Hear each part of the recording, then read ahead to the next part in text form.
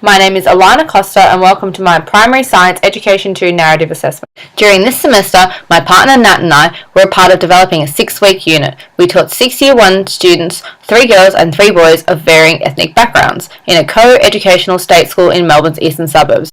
Students were varying in their scientific knowledge and achievement standards. For our unit, we taught the scientific concept of chemistry, exploring how everyday materials can be physically changed or combined with other materials in a variety of ways for a particular purpose, linking to the curriculum. The topics explored are: food products can be changed when heated or cooled, materials can be mixed together to form new materials or food products, materials, food, and products have different properties because they are created for different reasons.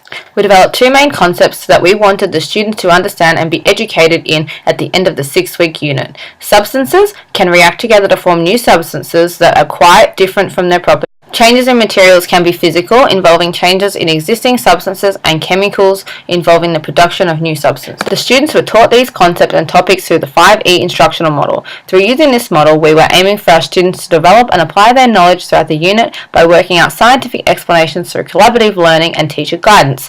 Through immersing with this unit, our students were able to identify the food properties. Students gained an understanding of the effects, physically and chemically, that food alters to when it is cooked or cooled. Through experiments, engaging in hands-on experiences, our students mixed products and ingredients together and experimented with different temperatures to gain an understanding of the properties. We began with an engaged session where we were able to understand the conceptions and misconceptions that the students had in relation to chemical reactions.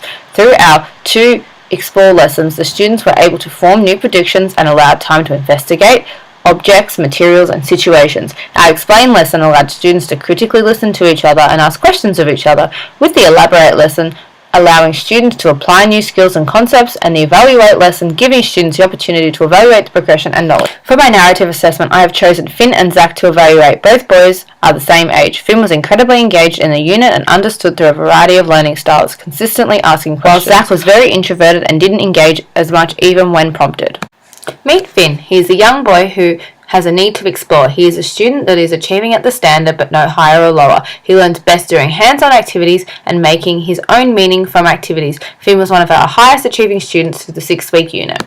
In our pretest, Finn was able to outline what he thinks chemistry looks, smells, feels, tastes, and sounds like. We were able to understand his prior knowledge and understand his experiences with chemistry. During lesson 2, Finn explored cooked and uncooked spaghetti, understanding its properties by viewing and drawing pictures, diagrams, and touching physical cooked and uncooked spaghetti. Him and his partner created a spaghetti tower with uncooked spaghetti and were encouraged to use words to describe it. Finn explained that it was hard and strong, and cooked spaghetti would have been weak. During lesson 3, Finn was in a group with Zach and another student. They participated in learning my rap battle about eggs changing from uncooked to cooked. They explored and pointed out key words and created actions with their body. They, as a group, then came up with their own song about bread becoming toast. They used sound, actions, and sound effects to enhance their presentation. They really gained a great understanding after physically being the objects. It's now toast. It's now toast. Because of the heat. During our 4th lesson, Finn was able to identify what was wrong in the images with the eggs and how they were being cooked incorrectly. Finn excelled at this activity and even took it upon his own initiative to assist others with their representations. In lesson 5, Finn elaborated and applied his skills to situations with a gummy bear experiment. He made some great predictions about what he thought would occur with the gummy bears. When it was placed in water, I think it will shrink. In bicarb soda, the gummy bear is all bubbly and looks fizzly. This was seen with his gummy bear journal. Finn wasn't there for the final lesson, but engaged in a sequencing activity on Celebration Day, which he then demonstrated and helped the guests to learn and become knowledgeable in.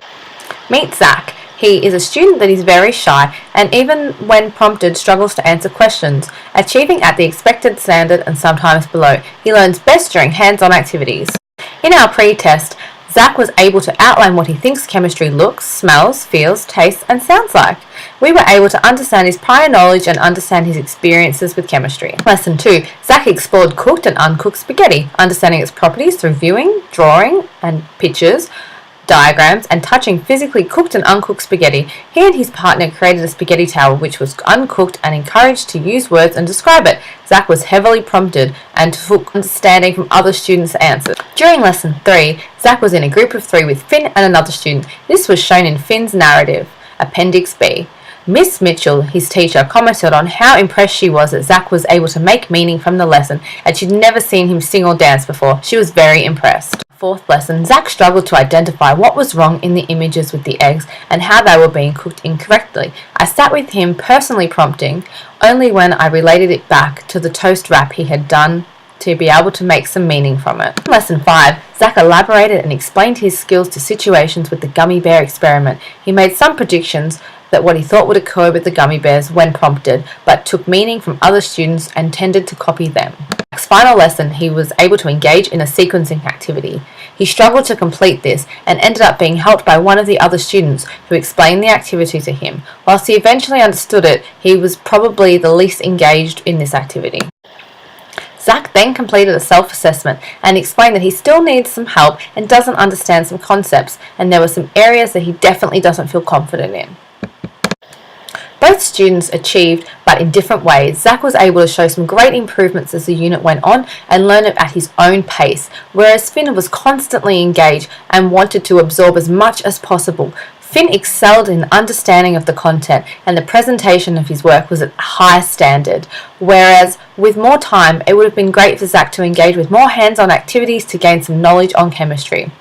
We achieved formative assessment by keeping anecdotal notes on our students through the 6 weeks, and the students were assessed on their ability to present on celebration day and demonstrate their knowledge. These differences are only minimal, but it was very interesting comparison that